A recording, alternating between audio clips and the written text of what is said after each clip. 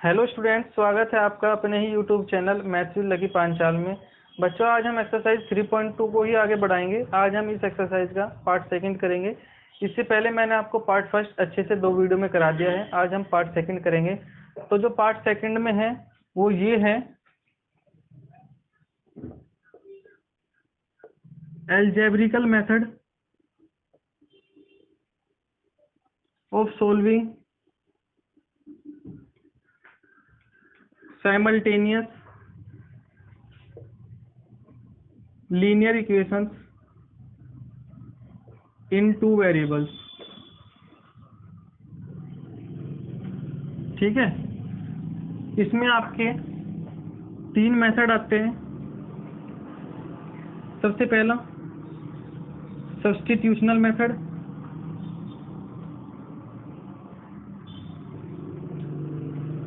दूसरा आपका elimination method, तीसरा आपका क्रॉस मल्टीप्लिकेशन मेथड।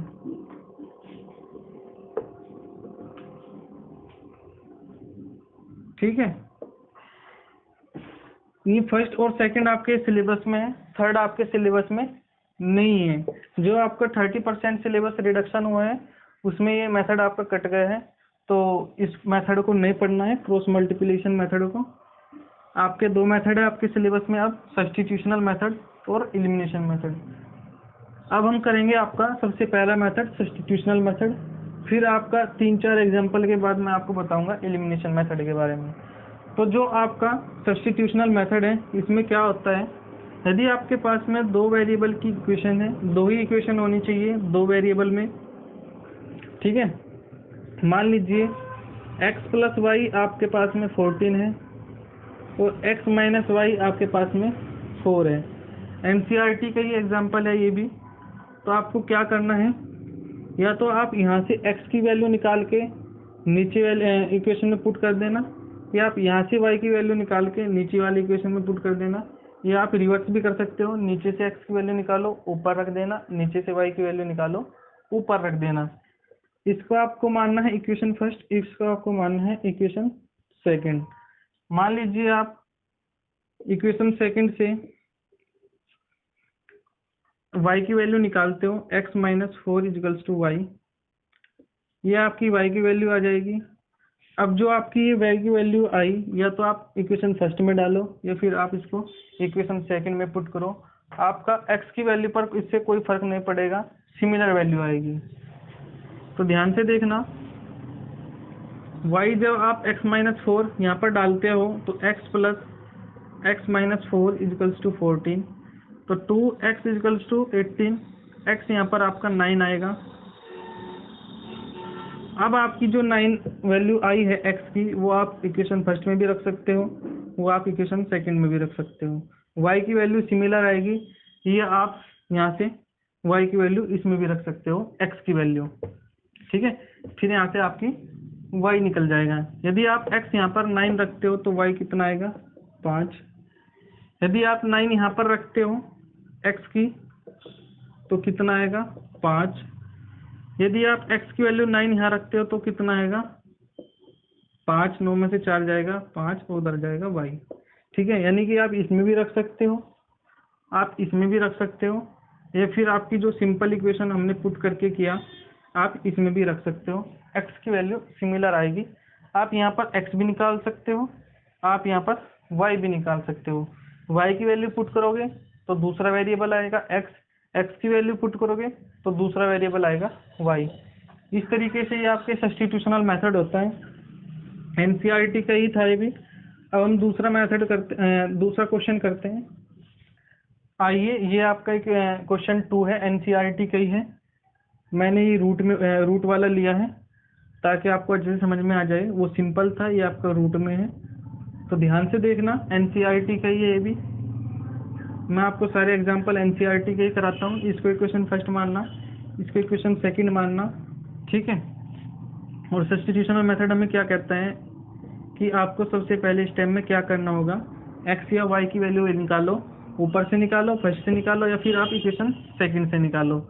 एक्स की वैल्यू जब आप यहाँ से निकालते हो तो -√3/√2, वाई, ठीक है। यदि आप x की वैल्यू इसमें डालो या फिर x की वैल्यू इसमें डालो तो कुछ फर्क नहीं पड़ेगा सॉल्यूशन पर। ध्यान से डालना है बस आपको, √2 माइनस के √3 अपॉन √2 वाई प्लस के √3y इजिकल्स टू आपका 0, ठीक है। √3/√2 Y plus √3y equals to 0। जब आप इसको सोल्व करोगे आगे तो √6y अपॉन √2 प्लस के √3y इजिकल्स टू 0 माइनस के √6y प्लस के √6y इजिकल्स टू 0, ठीक है। माइनस √6y माइनस √6y जब आप कॉमन लोगे, कॉमन ले लो या डायरेक्ट कट जाएगा तो यहाँ से आपकी y की वैल्यू 0 आ जाएगी, ठीक है। यहाँ से आपकी y की वैल्यू 0 आ जाएगी। अब जो आपकी y की वैल्यू 0 आई, आप यहाँ पर भी रख सकते हो, आप यहाँ पर भी रख सकते हो, आप यहाँ पर भी रख सकते हो x को निकालने के लिए। यदि आप डायरेक्ट यहाँ पर रखते हो y की वैल्यू तो x भी आपका 0 आएगा। y की वैल्यू आप यहाँ पर रखोगे तो 0 आएगा, √2x इजिकल्स टू 0, तो आपकी x की वैल्यू भी 0। यहाँ से भी आप यहाँ पर रखते हो तो √3x भी 0, तो यहाँ से x की वैल्यू भी 0। तो इस तरीके से आपको सोल्व करना है। आइए अब करते हैं आपका एग्जाम्पल 3, एनसीईआरटी का ये पॉइंट में लेता हूँ मैं उसको। अब आपका आता है क्वेश्चन 3, एनसीईआरटी का है ये भी। इसको आप इक्वेशन फर्स्ट मान लेना, इसको आप इक्वेशन सेकंड मान लेना। जब आप यहाँ से पॉइंट कॉमन लोगे तो इन दोनों से कट हो जाएगा, तो जो इक्वेशन बनेगी 2x + 3y इजिकल्स टू 13, इसको इक्वेशन थर्ड मान लेना। इसी तरीके से 4x + 5y इजिकल्स टू 23, इस इक्वेशन को आप 4 मान लेना। यदि आप यहाँ से x की वैल्यू निकालते हो तो आपके पास में क्या आएगा, 13 - 3y, x equals to 13 - 3y divide by 2। जब आप इसको यहाँ पर रखोगे तो 4 गुना 4 गुना 13 - 3y divide by 2 plus 5y equals to 23। 2 से 2 बारीकी में जाएगा, 26 - 6y plus 5y equals to 23, ठीक है, माइनस y, और आपका क्या बचेगा, 26 माइनस के 3 माइनस से माइनस जाएगा, y आपका 3 आ जाएगा। तो कहने का मतलब यही है, आपको बस यही याद रखना है कि आपको सब्स्टिट्यूशनल मेथड में x की वैल्यू निकालो या फिर y की वैल्यू निकालो, दूसरी इक्वेशन में रखना है और फिर आपकी कैलकुलेशन बताएगी कि आपने कितनी अच्छी प्रैक्टिस की है, आपका आंसर कैसा होगा, ठीक है, सही होगा या गलत होगा। प्रैक्टिस जितनी अच्छी करोगे आपका आंसर सही आएगा, और यदि आपने प्रैक्टिस नहीं की तो आपका आंसर सही भी आ सकता है और गलत आने के ज़्यादा चांस है, ठीक है, क्योंकि ये आपका कैलकुलेशन मांगता है। तो आप जितने अच्छे से कैलकुलेशन करोगे उतना अच्छा आपका आंसर आएगा। अब जो आपकी y की वैल्यू 3 आई, आप यहाँ पर भी रख सकते हो y की वैल्यू 3, आप यहाँ पर भी रख सकते हो, यहाँ पर भी रख सकते हो, यहाँ पर भी रख सकते हो, यहाँ पर भी रख सकते हो। आपका मन जहाँ भी करे वहाँ पर रख लेना, कुछ फर्क नहीं पड़ेगा। यदि आपकी y की वैल्यू 3 है और y आप यहाँ पर रखोगे तो x equals to 13 minus 3 × 9 upon 2, तो 4/2 इजिकल्स टू x आपका 2 आएगा। यदि आप यहाँ रखते हो तो 2x प्लस 3 3 9 13, 13 में से 9 बच जाएगा 4, तो x की वैल्यू यहाँ से भी आपकी 2 आएगी।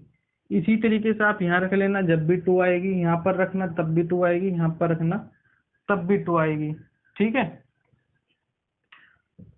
अब आपका आता है यहाँ पर एलिमिनेशन मेथड। एलिमिनेशन मेथड में क्या है वो भी ध्यान से देखना। अब आपका आता है यहाँ पर एलिमिनेशन मेथड, तो ध्यान से देखना।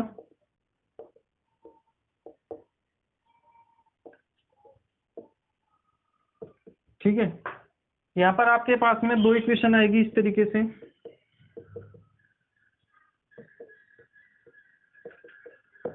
इक्वेशन फर्स्ट और इक्वेशन सेकंड। मैं आपको सिंपल एग्जांपल दे रहा हूँ समझाने के लिए। या तो इसमें क्या होता है, आपको कोफिशिएंट इक्वल करना होता है। या तो आप x का कोफिशिएंट इक्वल करो या फिर आप y का कोफिशिएंट इक्वल करो। आपको केवल वेरिएबल का ही कोफिशिएंट इक्वल करना होता है, केवल एक वेरिएबल का। ठीक है, कभी आप दोनों वेरिएबल का एक साथ इक्वल कर दो, नहीं, आप केवल एक बार के में एक ही वेरिएबल का इक्वल कर सकते हो। और आपको RHS से कोई मतलब नहीं है, आपका RHS बराबर हो या फिर नहीं हो। मान लीजिए आपको x का कोफिशिएंट बराबर करना है, तो ऊपर तो है आपके पास में 2 और नीचे है आपके पास में कोफिशिएंट 1। तो या तो आप इसको 1 बनाओ या फिर आप इसको 2 बनाओ। इसको 1 बनाओगे तो 2 से डिवाइड करना होगा। कैलकुलेशन आपकी थोड़ी टफ हो जाएगी, ठीक है, डिफ़िकल्ट हो जाएगी, अपॉन में चलेगा। यदि आप इसको मल्टीप्लाई करते हो तो आपके पास में डायरेक्ट इक्वेशन आएगी, आप माइनस कर देना, आपके पास में आंसर आ जाएगा। आप डिवाइड से भी कर सकते हो, लेकिन आपका सॉल्यूशन बड़ा हो जाएगा, आपको डिफ़िकल्ट हो जाएगा। मैं इस क्वेश्चन को दोनों तरीके से बताऊंगा। फिर मैं आपको यही सजेस्ट करूंगा, आपको मल्टीप्लाई करना है और आपको डिवाइड नहीं करना है। मान लीजिए आप इसको इक्वल करोगे, तो इक्वल करने के लिए यहाँ पर 2 होना जरूरी है, यहाँ पर 2 होना जरूरी है। मान लीजिए यहाँ पर इसको 2 बनाना है तो 2 से मल्टीप्लाई करना होगा। जब आप 2 से मल्टीप्लाई करोगे तो आप इधर भी मल्टीप्लाई करोगे, ये बात हमेशा ध्यान रखना। जब आप मल्टीप्लाई करना चाहते हो तो इधर भी मल्टीप्लाई करोगे, डिवाइड करना चाहते हो तो इधर भी डिवाइड करोगे, ठीक है। प्लस करना चाहते हो तो इधर भी प्लस करोगे, माइनस करना चाहते हो तो इधर भी माइनस करोगे। तो ध्यान रखना, जब कोई भी इक्वेशन में आप इक्वल टू के बराबर में कुछ दिया है, कुछ भी हो, तो आप जो भी डिवाइड, मल्टीप्लाई, ऐड, सब्सट्रैक्शन जो भी करते हो, यदि आप LHS में करते हो खुद से ही, आपको RHS में भी प्लस करना है तो प्लस, मल्टीप्लाई करना है मल्टीप्लाई, डिवाइड करना है डिवाइड। तो यहाँ पर हमारे या तो आप डिवाइड करोगे या फिर आप मल्टीप्लाई करोगे, ऐड और सब्सट्रैक्शन से यहाँ पर कोई मतलब नहीं है। तो जो सबसे पहले मैंने आपको बताया कि मल्टीप्लाई से आपको मैं बताऊंगा। सबसे पहली इक्वेशन आपकी 2x + y = 3, और दूसरी इक्वेशन जो बन जाएगी 2x + 3y यानी कि 6y = 8। हमने इसमें 2 की मल्टीप्लाई कर दिया है, इधर भी 2 की मल्टीप्लाई, इधर भी 2 की मल्टीप्लाई। जब आप इसको सब्ट्रैक्ट करोगे तो माइनस माइनस माइनस, माइनस से माइनस जाएगा, प्लस से माइनस जाएगा, ये पॉजिटिव है ये निगेटिव है तो माइनस के 5y होगा। 3 में से 8 जाएगा, माइनस के 5 होगा, माइनस से माइनस जाएगा, y = कितना जाएगा 1। वही पहले वाली कंडीशन है, y की वैल्यू आपके पास में मिल गई। आप y की वैल्यू यहाँ पर रखो, यहाँ पर रखो, आपको x सिमिलर मिलेगा। मैं रख के नहीं दिखाऊंगा, आपको सेकंड तरीका बताऊंगा। या फिर आप y यदि रखते हो तो y आपका क्या है 1, 3 1 + 4, तो x यहाँ पर 2 आ जाएगा। तो मैंने चलो यहाँ पर ये x की वैल्यू भी निकाल दी। अब आपका सेकंड तरीका आता है इसमें ही, ये तो था मल्टीप्लाई वाला, ठीक है, जो आसान लगता है। ये वाला है आपका डिवाइड वाला, ये भी आसान है, लेकिन थोड़ी आपकी सोच में फर्क हो जाता है। यहाँ पर 2x + y =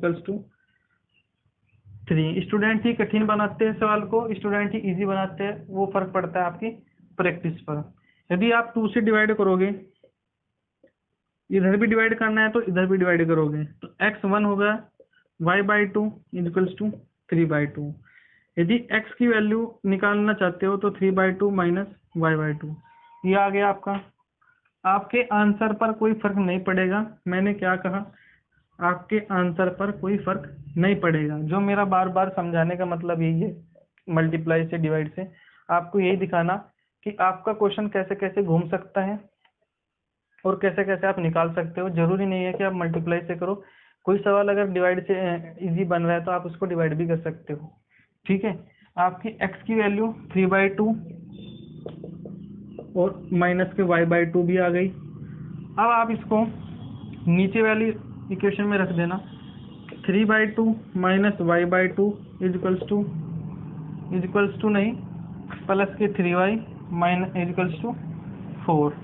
इसको डायरेक्ट सोल्व करना, सिंपल। 2 LCM आएगा, 2 × 6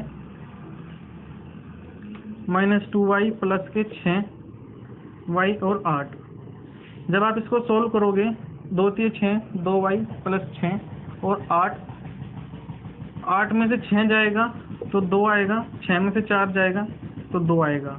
तो y यहाँ पर भी 1 आ गया, y यहाँ पर भी 1 आ गया, और जब आप y यहाँ पर 1 करोगे तो x की वैल्यू यहाँ पर 2 आ जाएगी। तो मैंने क्या बताया था आपको, आप डिवाइड से करो, आप मल्टीप्लाई से करो, आपका आंसर पर कोई फर्क नहीं पड़ेगा। जो आपकी वैल्यू यहाँ पर आ गई, आप इक्वेशन फर्स्ट में रखो, इक्वेशन सेकंड में रखो, या फिर 1 और सेकंड आपकी डिफिकल्ट है तो उससे आपके थर्ड और फोर्थ बनेगी। आप इक्वेशन थर्ड में भी रख सकते हो, आप इक्वेशन फोर्थ में भी रख सकते हो, इससे आपका आंसर पर कोई फर्क नहीं पड़ेगा। आई रिपीट, इससे आपके आंसर पर कोई फर्क नहीं पड़ेगा। आइए अब हम दूसरा सवाल करते हैं। ये आपका आता है एनसीईआरटी का ही दूसरा एग्जांपल है। एनसीईआरटी के ही करा रहा हूँ मैं आपका एलिमिनेशन मेथड। ये आपका इक्वेशन फर्स्ट है, ये आपका इक्वेशन सेकंड है। मैंने आपको क्या कहा था, यदि आपका कोई कॉमन आता है, इक्वेशन थर्ड बनती है, तो आप इक्वेशन थर्ड भी बना लेना। आपका यहाँ पर 2 कॉमन आ रहा है तो x minus y equals to 1 हो जाएगा। ये आपकी इक्वेशन थर्ड है, ठीक है। अब आपको इक्वेशन थर्ड और इक्वेशन फर्स्ट से ही काम चलाना है। 3x plus 4y equals to 10 है, x minus y equals to 1 है। आप x का कोफिशिएंट इक्वल करना चाहते हो तो 3 से मल्टीप्लाई कर देना, या फिर 3 से डिवाइड कर देना। मैं यहाँ पर मल्टीप्लाई से ही सजेस्ट करूंगा, क्योंकि आपका डिवाइड से बड़ा हो जाता है, आपको करने में दिक्कतें आएंगी। यदि आप इसको 3x बनाना चाहते हो तो 3 से मल्टीप्लाई करना, LHS में भी करोगे और RHS में भी करोगे। जब आप 3x minus 3y equals to 3 रखोगे तो आपका क्या आएगा, इसको सब्ट्रैक्ट कर देना, माइनस माइनस माइनस प्लस, तो 3x से 3x जाएगा, 4 और 3 7 होगा, 10 में से 3 जाएगा तो कितना आएगा, 7 होगा, y आपका 1 आ जाएगा। ये होता है आपका मल्टीप्लाई करने का फायदा। डिवाइड करोगे तो आपका सॉल्यूशन लंबा हो जाएगा। इसी तरीके से जो आपका y आया, आप यहाँ पर भी रख सकते हो, y यहाँ पर रखोगे तो x 2 आएगा, y यहाँ पर भी रखोगे तो तब भी 2 आएगा, 4 10 में 4 जाएगा 6, 3 से डिवाइड करोगे तब भी 2, ठीक है। इधर रखोगे 3 और 3 6 हो जाएगा, 3 से डिवाइड करोगे तो तब भी आपका x 2 आएगा। तो इससे आपका कोई फर्क नहीं पड़ेगा। आई रिपीट, इससे आपका कोई फर्क नहीं पड़ेगा।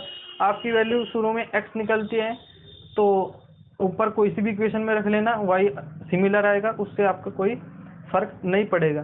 तो ध्यान से देखना, एक और एग्जांपल मैं आपको कराऊंगा। यहाँ पर सब्स्टिट्यूशन एलिमिनेशन मेथड है आपका, ध्यान रखना। आपका एलिमिनेशन मेथड बोला है तो एलिमिनेशन से करना, सब्स्टिट्यूशनल बोला है तो सब्स्टिट्यूशनल मेथड से करना। आपका आंसर सिमिलर आएगा इक्वेशन से, आंसर पर कोई फर्क नहीं पड़ेगा, लेकिन आपका जो सोल्यूशन है वो गलत हो जाएगा, ठीक है। जो आपका मेथड है वो गलत हो जाएगा, आपको नंबर 0 मिलेगा, आंसर भले ही आपका सही हो। अब ये यहाँ पर आता है थर्ड क्वेश्चन, एनसीईआरटी का ही है, तो ध्यान से देखना। एनसीईआरटी इसके कराने के 2 तरीके हैं, वो भी मैं आपको कराऊंगा, तो ध्यान से देखना। सबसे पहला मेथड है आपका u और v, जो आपकी बुक में दिया है, और एक है डायरेक्ट। u और v के चक्कर में नहीं पड़ना है, ठीक है। डायरेक्ट भी मैं आपको बताऊंगा, लेकिन सबसे पहले हम u और v मेथड से करेंगे। ये u और v होता क्या है, होता कुछ नहीं है, ध्यान से देखना।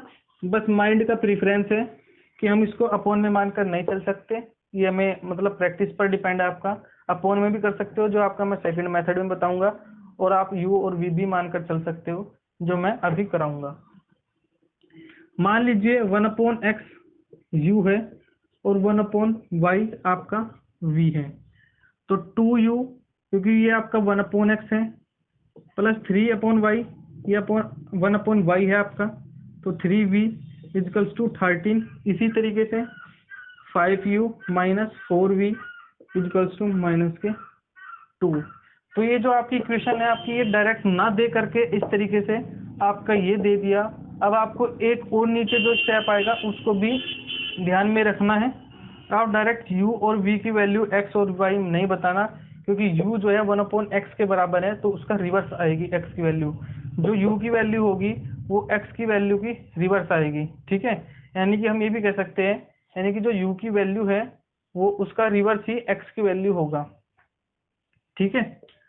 यहाँ से हमने ये देखा कि u और x आपस में रिवर्स है, जो आपकी u की वैल्यू आएगी उसका उल्टा x की वैल्यू होगी। आप ये नहीं लिख सकते कि जो आपके पास में u की वैल्यू आई वो ही आप x मान लोगे, नहीं, उसका रिवर्स आपका x होगा, ठीक है। आपको यहाँ पर x की वैल्यू निकालना है, आपको यहाँ पर y की वैल्यू निकालना है। अभी हमारा जो सॉल्यूशन चलेगा वो u और v में चलेगा। u और v की वैल्यू आएगी आपकी, जो भी वैल्यू आएगी उसका उल्टा आपका x और y होगा। ध्यान से देखना है, यहाँ पर कोफिशिएंट बराबर करने होते हैं सबसे पहले आपके, तो आप क्या करना चाहोगे, ठीक है। यहाँ पर 2 है, यहाँ पर 5 है, यहाँ पर 3 है, यहाँ पर 4 है। मान लीजिए इसमें भी 5 की मल्टीप्लाई करना, इसमें 2 की मल्टीप्लाई करना। जब आप ऐसा करते हो तो आपका tan u आएगा, इधर भी tan u आएगा। मान लीजिए tan u प्लस 5 15v 13 5 65, 2 की मल्टीप्लाई करोगे तो 10u प्लस माइनस के 8v माइनस के 4, 2 की मल्टीप्लाई कर रहे हो तो 10 से 10 जाएगा, क्या जाएगा 10 से 10 15 और 8 23v और ये आपका 69, तो v आपका आ जाएगा यहाँ पर 3, v यहाँ पर 3 आ जाएगा। इस तरीके से आपको x निकालना है। यहाँ से v से x नहीं निकलेगा, यहाँ से v से जो डायरेक्ट निकलेगा u निकलेगा। v की वैल्यू आप यहाँ पर रखते हो तो 5u माइनस 3 चौक 12 इक्वल्स टू माइनस के 2, इधर जाएगा प्लस 12 बनेगा 10 आएगा और u की वैल्यू आपकी 2 आ जाएगी, ठीक है। u की वैल्यू आपकी क्या आ जाएगी 2। आप यहाँ से डायरेक्ट इसको x नहीं लिखना, यानी कि आप यदि यहाँ से डायरेक्ट लिखते हो x इक्वल्स टू 2, ये आपका गलत हो जाएगा। यहाँ से y इक्वल्स टू 3 रखोगे तो ये आपका गलत हो जाएगा। क्यों हो जाएगा गलत? क्योंकि जो y है वो 1/y इक्वल्स टू v है। 1/y की value 1/y equals to v है और 1/y v यहाँ पर क्या है 3 है, तो आप y इक्वल्स टू 1/3 होगा, ठीक है। इसी तरीके से आप x की वैल्यू यहाँ पर 1/2 होगी, कैसे होगी वो यहाँ से होगी, वही मैंने आपको बार बार बताया। आइए अब हम इसको सेकंड मेथड से करेंगे डायरेक्ट। हम कोई u नहीं मानेंगे, कोई v नहीं मानेंगे, अब आपको इसको डायरेक्ट करना है। प्लस k/y इक्वल्स टू 13, इसको आपको सोल्व करना है, डायरेक्ट करना है। कैसे? 2y plus 3x equals to 13xy, ये फर्स्ट है आपका, ये सेकंड है आपका, ये थर्ड बनेगा। और जो अब आपका आएगा 5y माइनस के 4x इक्वल्स टू माइनस के 2xy, इसको क्या मान लेना आप 4। 5y माइनस के 4x इक्वल्स टू माइनस के 2xy। यहाँ पर आपका 2 है, यहाँ पर आपका 5 है, वही प्रोसेस करनी है आपको।